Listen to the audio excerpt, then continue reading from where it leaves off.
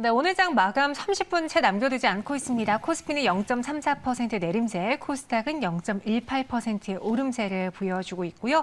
오늘도 두 분과 함께 마감 이야기 나눠볼게요. 박정수 대표님, 김진만 팀장님 함께하십니다. 어서 오세요. 네, 안녕하세요. 네, 안녕하세요. 오늘도 두 분은 마감에 살 종목을 골라오셨고요. 키워드 갖고 왔습니다. 키워드부터 살짝 열어볼게요. 금리 인상, 그리고 숨은 mRNA 관련주인데 숨어있는 종목이 있어요? 아직까지 좀 시세가 안 나왔기 때문에 네. 숨어 있다라고 언급이 될 것 같습니다. 알겠습니다. 정말 숨어 있는지, 정말 mRNA 관련주인지 제가 잠시 후에 검증해 보겠고요. 금리 인상은 이건 안 좋은 이야기 아니에요? 금리가 인상이 되어야지 이제 외국 자본들이 좀 덜 빠집니다. 오늘도 진짜 거의 1조 8천억 팔았는데 진짜 나쁜 사람들이네요, 진짜. 네.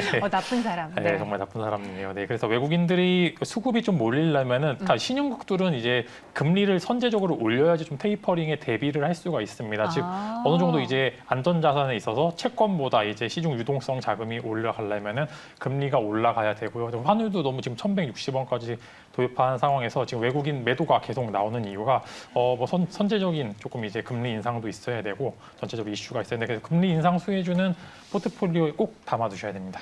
금리 인상 수혜주 꼭 담아봐야 된다 이야기해 주셨습니다. 그럼 두 분의 키워드로 꼽은 종목 바로 공개해 보도록 할게요. 박정식 대표님은 위더스 제약이고요. 그리고 김지만 팀장님은 하나금융주주입니다. 위더스 제약, 제가 들었을 때 이게 하면은 정말 숨어 있는 거예요. 근데 너무 숨으면 또 안 되잖아요.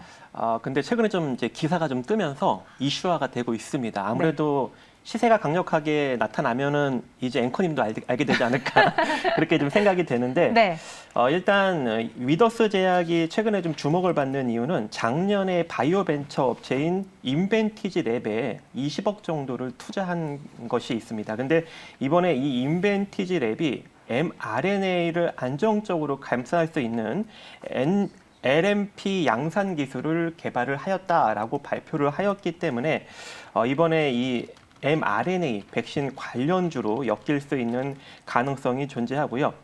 최근 이 인벤티지랩 대표의 인터뷰를 통하면 이 LNP 입자를 균일하게 생산하면서도 이 95% 이상 높은 수율로 봉입하는데 성공을 했고 이 대량 양산을 할 수 있는 기반을 갖춘 기업은 우리가 유일하다라고 언급을 하였습니다. 그래서 mRNA 관련으로 엮일 수 있는 가능성이 있어 보입니다. 일단 최근에 이 수급적인 흐름과 그 가격적인 흐름을 보면요. 작년에 상장이 된 이후로 한 번도 주가가 강력하게 상승이 나왔던 적이 없습니다. 그리고 자산 가치적 측면으로 보더라도 본연의 자산 가치 대비 한 2배 정도밖에 부각을 받고 있지 않거든요. 그래서 다른 이런 관련 제약 관련 기업들에 비해 상대적으로 좀 저평가돼 있는 국면이 없지 않아 존재하고 또 안정적으로 계속적으로 또 영업이익을 창출을 하고 있는 기업입니다. 그리고 최근 6월달 흐름을 보면은 이렇게 좀 거래량이 강력하게 붙으면서 주가가 상승이 나왔다가 또 거래량이 죽으면서 다시 또 살짝 내려가면서 횡보격 흐름을 보이고 있지 않습니까? 그리고 이것이 계속적으로 거래량이 나올 때마다 또 강력하게 또 거래량이 좀 붙고 있는 그런 현실이거든요.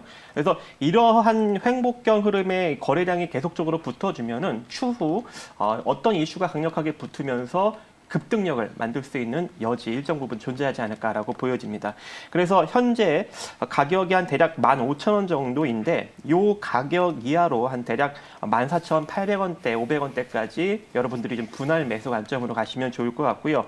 손절가는 짧게 14,000원 정도 제시해 드리고 이대로 강력하게 시세가 한번 분출을 하면 최소 17,000원 정도 자리까지는 상승이 나올 수 있다라고 보여지고 있습니다. 그래서 일단 단기 목표로 17,000원을 잡으시되 만약에 강력하게 돌파를 하면서 강력한 상승력이 나타난다면 홀딩 포지션 유지해 갈 수 있습니다. 위더스 제약 목표 주가 17,000원, 순저가 14,000원. 아직 불나방인 제가 관심 종목의 두 개는 시세가 분출이 안 되는데 한번 봐볼게요.